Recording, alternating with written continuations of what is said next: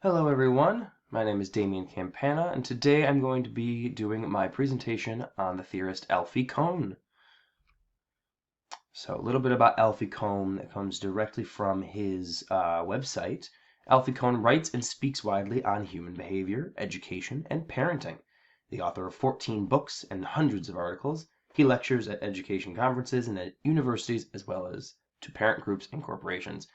Cohn's criticisms of competition and rewards have been widely discussed and debated, and he has been described in Time magazine as perhaps the country's most outspoken critic of the education's fixation on grades and test scores. So that kind of encapsulates a little bit about him as a person, as well as the work and that he has done on behavior and like classroom management. Getting into him as a person a little bit more with his biography, he's a father of two grown children. He lives in Boston, and he was born in 1957. So just some basic information about him. Again, as stated before, he has written 14 books, hundreds and hundreds of articles, stretching all the way back from the 90s to the present day. He is still actively writing, and his website is still up to date with his blog. So he is constantly working on his theories and his work. He's given numerous lectures across the country, and he has some of them even posted on his website, so you can like listen to his lectures and his ideas, which is pretty cool. And his theory focuses on how the grade and praise systems in schools destroy students' intrinsic desire to learn. This idea of deep critical thinking versus the love of learning. And this appears in his book titles as well. Some of them including Unconditional Parenting, which is not necessarily about education and the classroom, but still applies with his overall ideas. Punished by Rewards, The Homework Myth, Beyond Discipline, and the Myth of the Spoiled Child, and what to look for in a classroom. So he's got lots of books, and again, these stretch from 1990 to I think the latest one I found was 2014. So he's done a lot of writing on his theory, and he's quite knowledgeable in the field. So we'll keep jumping ahead into our key concepts. We're going to look at motivation. We're going to look at what exactly praise and punishment are in this case, and the difference between quantitative and qualitative feedback. So motivation he breaks down as being, intrinsic. So intrinsic motivation, you do, in his words, you do something because you find it gratifying in its own right. It's the stuff that we do that just we do it because it feels good. It is just something that we know is the right thing to do, and so we do it as a result of that. Whereas opposed to extrinsic motivation is when you do something to get a reward. So there's something external that is then given to the student in this case that rewards them for their behavior, and that motivates them to go forward. So both exist, both are constantly used. However, Alfie Kohn suggests that the more you reward people for doing something, the more they tend to lose interest in whatever they had to do to get the reward. So it actually, according to Kohn, ends up doing the reverse of what we want it to do with extrinsic. He claims that by giving rewards constantly or saying, nice job, it doesn't actually motivate students to want to continue doing that because they're going to be constantly seeking the reward instead of wanting to learn. It is not an intrinsic thing. It becomes an extrinsic thing. And he says, in addition to that there is a difference between intrinsic and internal. He examined this and talks about how there are, internal motivators that, I have to get my work done tonight. So internally, I am motivated to finish this tonight because it needs to get done. But that's not necessarily an intrinsic motivator. It is just an internal one. It's something that's coming from within, but not because it's the right thing to do, but because there is still a reward or punishment that's going to come out of not doing the activity, which I found interesting, and an important distinction for the classroom to note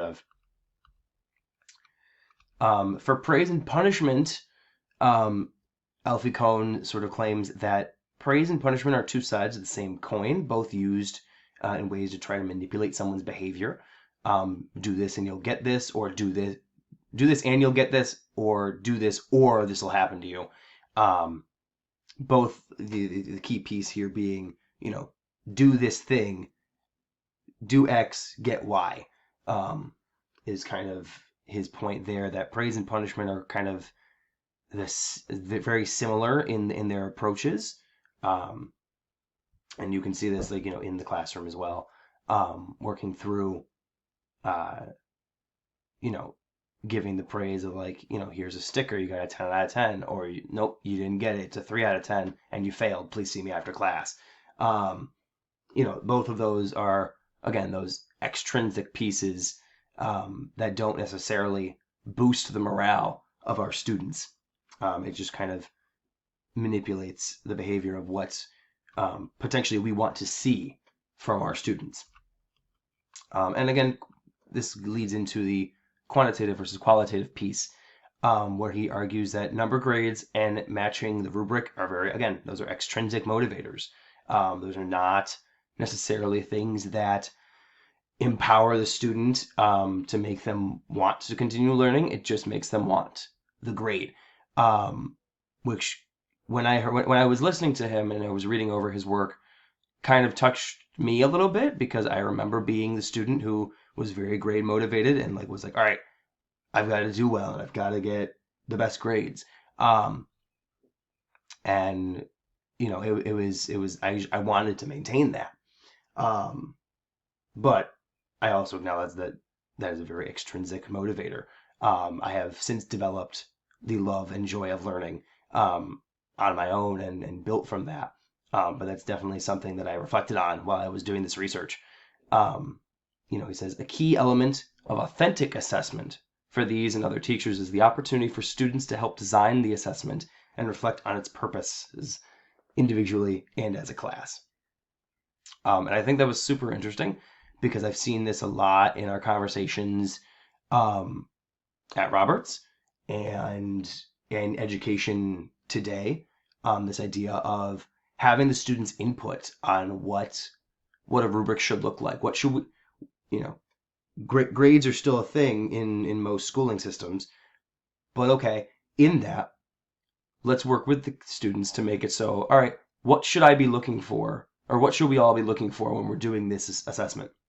And having it be more of a collaborative piece, and giving that more qualitative, the quality of feedback and working together, instead of the quantitative and just being numbers, or a grade. So looking into the classroom, how can we use this? How can we better this? Kohn suggests encouraging people is fine, but only if we do it in a way that leaves them feeling self-determining and interested in what they're doing, as opposed to dependent on our approval. He goes in further to talk about the 3 C's: content, choice, and collaboration.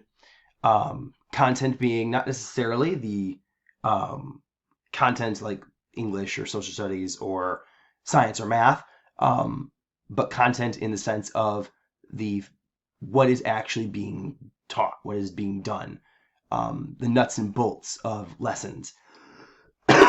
Sorry. And kind of, building in why this is important to learn, and how this is impactful in the students' lives, and not just teaching them a very basic example, 2 + 2 is 4. Well, why? A lot of students ask why.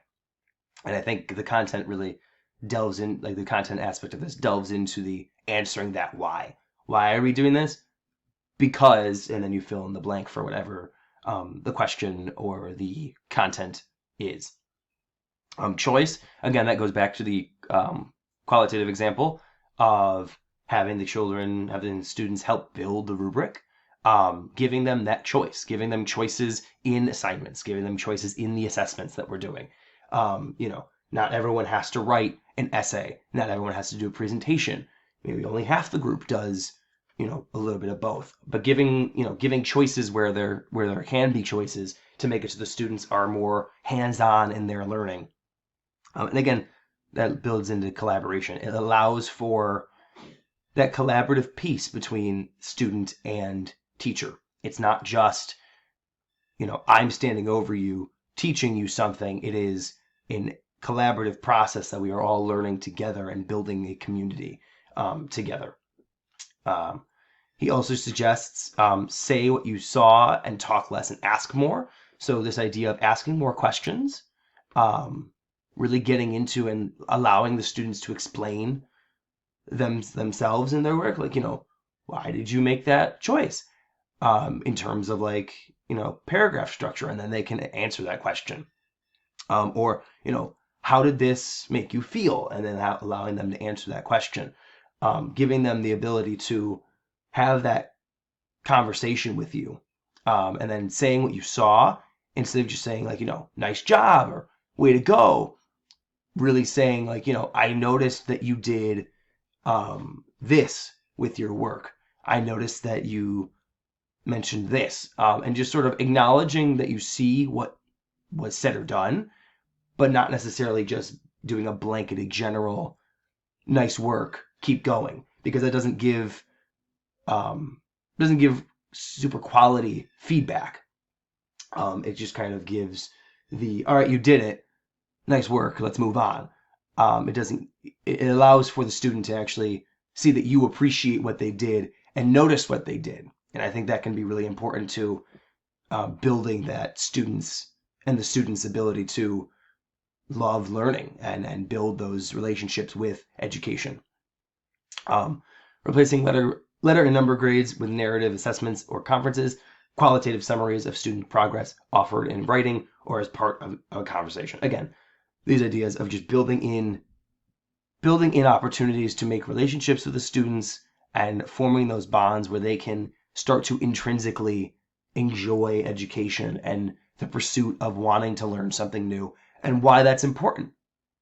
And sort of, again, the why of what we do built into that instead of just blanketed praise of nice work, let's keep going.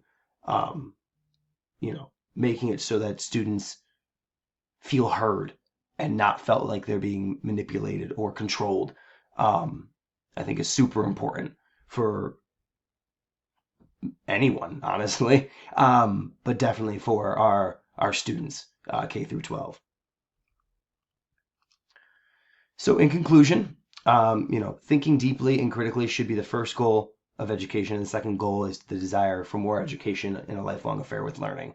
That was one of the first things I read when I chose Alfie Kohn as my theorist, and I like that stood out to me as something that's super important. And then again, I started to feel more in college for sure, and definitely towards the later years of high school, but really focusing on the now and building those relationships. He argues in a whole that the current systems are not working towards making students want to learn intrinsically, and that we should shift those things to make it so that is the case, so we can make it so the children and the students can continue to grow and develop into people who want to learn and continue to better themselves and better the world around them. Thank you so much for listening. Sorry, I'm beginning over a little cold, so my voice is not great, but I hope you enjoy the rest of your day. I look forward to hearing all of your presentations, and I will see you all on the internet. Thank you.